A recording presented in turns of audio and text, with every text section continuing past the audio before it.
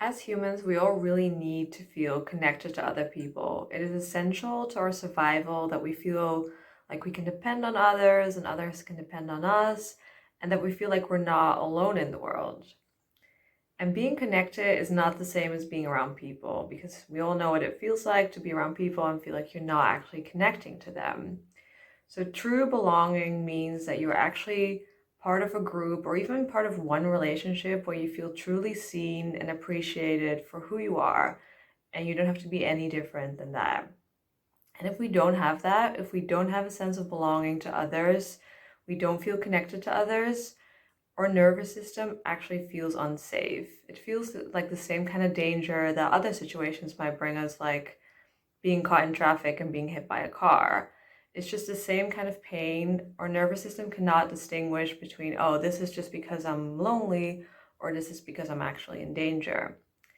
And since it feels unsafe for us to be lonely, our nervous system will then go into survival mode, which means that we will fight or flight. And flight in this situation means that we will isolate ourselves, we'll try to avoid other people, just go more into our own cocoon, which leads to more loneliness in turn. So it kind of has this vicious circle of being stuck in a cycle of loneliness. And the fight response will look more like starting arguments and getting any sort of negative attention, because that still feels somewhat better than having no attention at all. And you can see that a lot online as well. Like there's so many people leaving comments online that are kind of hateful or argumentative. And I think that a lot of that comes from loneliness and from feeling so dysregulated, that feeling like that kind of attention is better than no attention.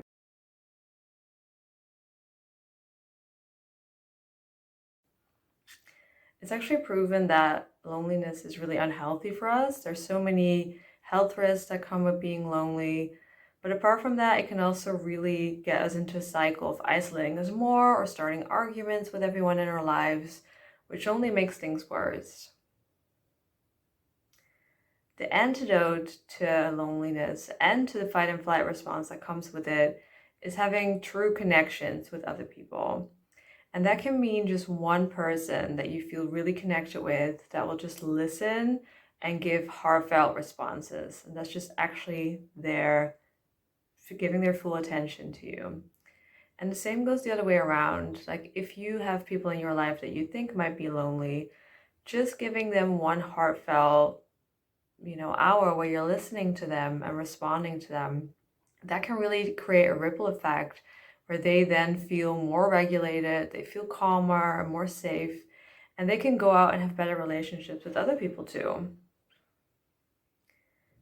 Now, if you find that you're really isolated at the moment and it's really hard for you to connect to other people, you can start regulating your nervous system by connecting with nature, connecting with animals, or with a therapist that you trust. That's a really great start, because being around them and getting that attention and that deep listening from them can really calm you down to a state where you can then go out and seek other contacts as well.